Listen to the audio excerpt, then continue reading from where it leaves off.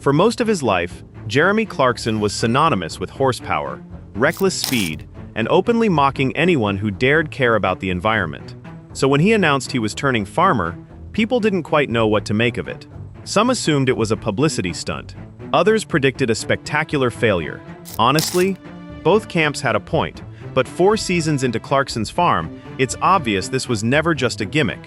What started as a half-baked experiment has quietly grown into one of the most raw and unexpectedly educational farming documentaries on television. And Season 4 may be its messiest, most revealing installment yet.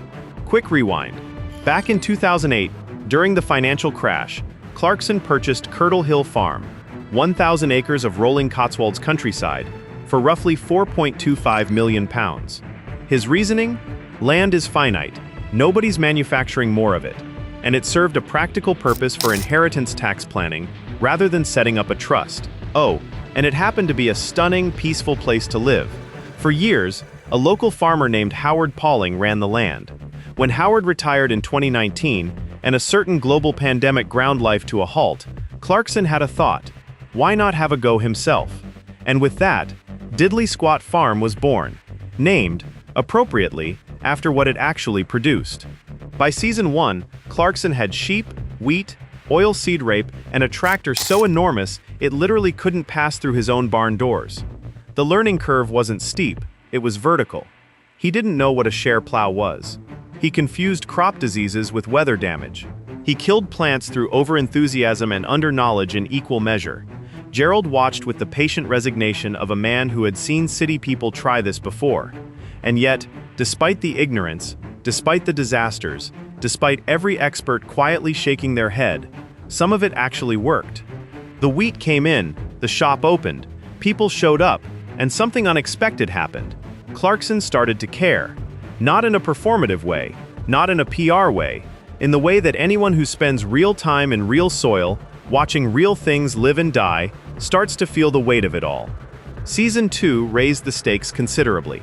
The pandemic had shifted people's relationship with food, with the countryside, with the idea of where things actually come from.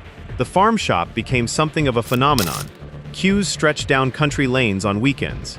Locals who'd never thought twice about farming were suddenly invested in whether the oilseed rape survived the frost. But Season 2 was also where something more uncomfortable started surfacing beneath the comedy. Farming in Britain was quietly falling apart, and the show was beginning to document it in real time. Clarkson's battles with the council weren't just entertaining television, they were a reflection of what small and medium farmers across the country face every single day, except without the Amazon budget, or the production crew, or the millions of viewers watching. Season 3 went darker. The weather turned savage. Crops that should have thrived simply didn't. Costs that were already tight got tighter. The war in Ukraine had sent fertilizer prices through the roof, fuel had spiked, and the post-Brexit trade situation meant that the economic environment for British farming had become genuinely hostile. Clarkson started doing the sums on camera, openly, without dressing it up, and the numbers were brutal. This wasn't a rich man performing poverty for content. This was a man with genuine skin in the game, realizing that even with scale, even with resources most farmers don't have, making farming work in modern Britain is a fight you can easily lose. The tone of the show shifted. The laughs were still there, but underneath them now was something that felt like real concern.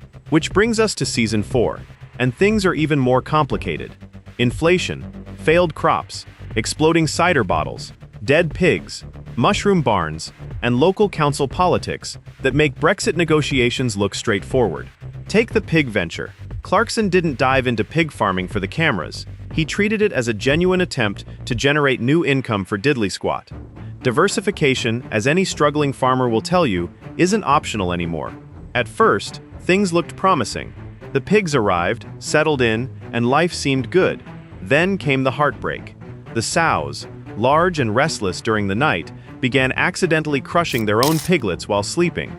Morning after morning, Jeremy and Caleb would find perfectly healthy piglets that simply hadn't survived the night. It was genuinely gutting to watch. Clarkson's response was classic Clarkson. He invented something. The pig ring, a circular enclosure designed so piglets had a protected zone their mothers physically couldn't roll into. Rough around the edges, improvised, but effective. The pig ring became a perfect metaphor for the show itself. Part necessity, part desperation, part stubborn ingenuity. Financially, though, it never quite worked. Feed costs kept climbing, and the margins were wafer thin. But it stood as one of his most sincere farming efforts, driven by genuine determination rather than content strategy. Then came the mushrooms. Clarkson converted an old basement into a dedicated mushroom growing space, dark, cool, and surprisingly well-suited to the job. With guidance from fungi expert Harry, the team produced an impressive yield of oyster and lion's mane mushrooms. Aside from one spoiled batch, the operation proved consistent and commercially viable. They took it further by drying the mushrooms and processing them into premium mushroom powder, selling fresh product to local restaurants and the powder through the farm shop. For Diddley Squat, it was a rare, genuine win. But the season's biggest talking point was the ongoing war with West Oxfordshire District Council. You'd assume that owning land gives you a reasonable right to use it. Not here. Despite having previously won the right to operate his cafe, car park, and burger van, the council returned with a fresh grievance. The farm shop, they decided, had effectively become an entertainment venue, which triggered an entirely different set of planning permissions. On top of that, they demanded product changes, restricted vehicle access, and continued fighting Clarkson on everything from signage to a basic grain storage building.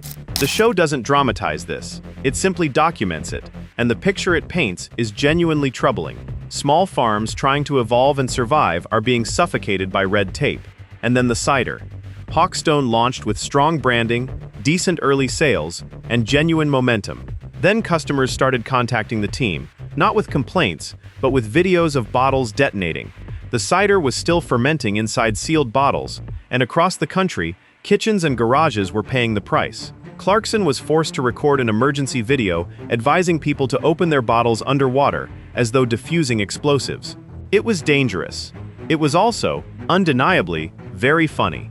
Financially, despite everything, the dead pigs, the mushroom setbacks, the cider grenades, the farm posted a profit of £725,000. The catch?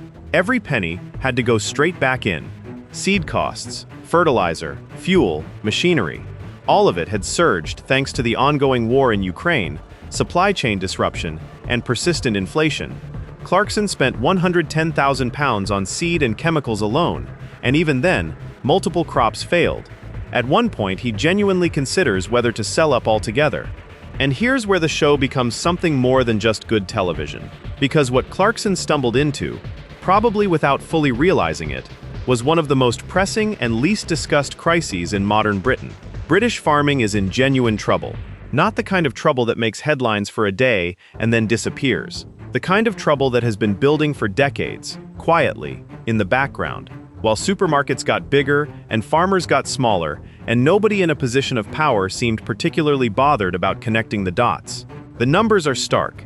In the last 20 years, the number of farms in the UK has dropped by over a third. The average age of a British farmer is now pushing 60. Young people aren't entering the industry, not because they don't care about food or land, but because the economics simply don't work. You need land to farm. Land costs a fortune. The returns from farming rarely justify that cost on their own. So you need to diversify, like Clarkson is trying to do, but then the council tells you that your diversification has reclassified your building, and now you need new permissions, and new surveys, and new fees. And round it goes. The subsidies that once kept many farms afloat, the EU's Common Agricultural Policy payments, began being phased out after Brexit. The replacement scheme, ELMS, the Environmental Land Management Scheme, is designed around paying farmers for environmental work rather than food production. In theory, noble. In practice, deeply confusing, inconsistently applied, and currently leaving a lot of farmers in a financial no man's land between the old system they understood and the new one they don't yet. Clarkson references this repeatedly: the paperwork, the uncertainty, the sense that the rules keep shifting underneath your feet just when you think you've found stable ground. Meanwhile, supermarkets continue to squeeze suppliers. The price a farmer gets for milk, for wheat, for vegetables, has in many cases barely moved in a decade, while the cost of producing those things has risen sharply. The gap between what farmers earn and what it costs them to operate has become, for many, unbridgeable. And when a farm goes under, The land doesn't just sit empty, it gets absorbed. Bought up by larger operations, by investment funds, by landowners who have no intention of ever getting their hands dirty. The small family farm, the kind that has shaped the British countryside for centuries, is disappearing, and most people have no idea it's happening. Clarkson's farm won't fix any of that. One television show, however popular, can't reverse 20 years of policy failure and market pressure. But what it can do, what it has done, is make people care. And that is not nothing.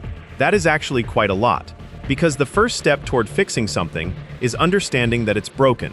And for millions of viewers who had never once thought about where their food comes from, or what it costs to grow it, Clarkson's farm has been that first step. Some people continue to dismiss the whole operation as a tax strategy dressed up as television. And yes, the inheritance tax angle is real. But if you've watched carefully, you know that's far from the whole story.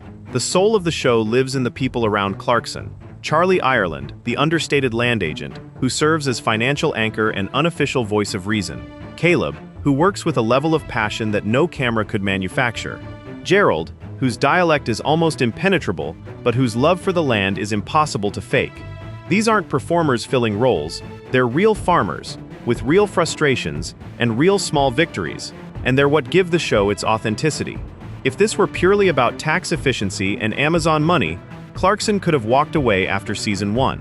Instead, he keeps showing up, getting it wrong, getting muddy, occasionally getting it right. That persistence matters. There's also something quietly significant about who Clarkson is and why it matters that it's him doing this. He is not a natural sympathizer with the environmental movement. He is not someone who has spent his career advocating for rural communities or sustainable food systems. He is, famously, a man who once described wind turbines as the architectural equivalent of a disease. And yet here he is, 4 seasons deep, making the most effective argument for the value of British farming that anyone has managed to produce in years.